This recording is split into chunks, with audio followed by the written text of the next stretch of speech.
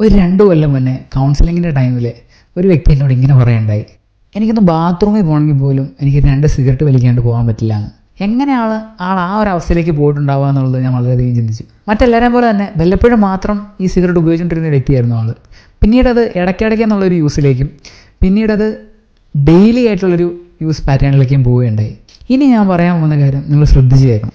ഇത് എന്നോട് ആ വ്യക്തിയായിട്ട് തന്നെ പറഞ്ഞൊരു കാര്യമാണ്. ഞാൻ എന്നും ഈ ഒരു ലഹരി ഉപയോഗിച്ച് തുടങ്ങിയപ്പോഴത്തേനും എനിക്ക് ആ ഒരു സബ്സ്റ്റൻസിനോട് കൂടുതലായിട്ടുള്ളൊരു വിധേയത്വം തോന്നി തുടങ്ങിയതായിട്ടും എനിക്കൊരു കൂടുതലൊരു ആശ്രയം തോന്നി തുടങ്ങിയതായിട്ടും ആൾ പറയുകയുണ്ടായി. നമുക്ക് എല്ലാവർക്കും സംഭവിച്ചേക്കാവുന്ന ഒരു അവസ്ഥയാണിത്. അത് മനസ്സിലാക്കാനായിട്ട് നിങ്ങൾ ഇത്ര മാത്രം ഒന്ന് ചിന്തിച്ചാൽ മതി. നമുക്ക് വളരെ അടുത്തൊരു സുഹൃത്തുണ്ടെങ്കിൽ നമ്മൾ ആളുമായിട്ട് കൂടെ നമ്മൾ വളരെയധികം അടുപ്പം കാത്തു സൂക്ഷിക്കുന്നുണ്ടെങ്കിൽ, ആൾ നമ്മളെ സന്തോഷിപ്പിക്കുന്നുണ്ടെങ്കിൽ നമുക്ക് ആ ഒരു വ്യക്തിയോട് വളരെയധികം അടുപ്പം തോന്നാനായിട്ട് ഇടയുണ്ട്.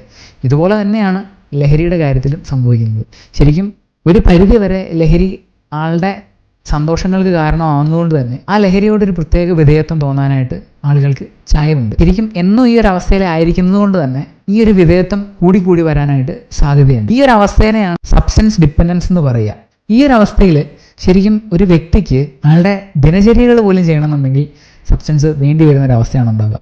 അതായത് ഒരു വ്യക്തിക്ക് ശാരീരികപരമായിട്ട് ഒരു വസ്തുവിന്മേൽ വിധേയത്വം തോന്നി തുടങ്ങുന്നൊരവസ്ഥ. അതായത് ആൾക്കൊന്ന് ഭക്ഷണം കഴിക്കണമെങ്കിലോ ആൾക്കൊന്ന് ഉറങ്ങണമെങ്കിലോ അല്ലെങ്കിൽ ആൾക്കൊന്ന് ജോലിക്ക് പോകണമെങ്കിലോ പോലും ഈ സബ്സ്റ്റൻസ് എടുക്കാണ്ട് പോകാൻ പറ്റില്ലാത്തൊരവസ്ഥ. ഇപ്പോൾ ഒരു പക്ഷേ നിങ്ങൾ ഇങ്ങനെ ചോദിച്ചേക്കാം, ഇത് തന്നെയല്ലേ അഡിക്ഷൻ എന്ന്. എന്നാൽ അഡിക്ഷന് വേറൊരു ചെറിയ വ്യത്യാസം കൂടെ ഉണ്ട്.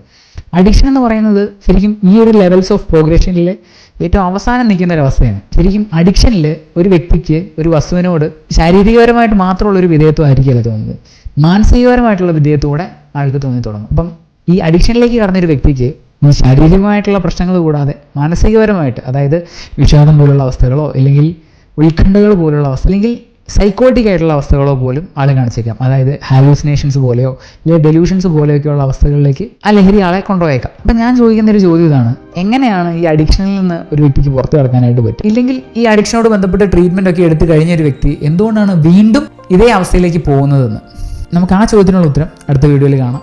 അതുവരെ നന്ദി.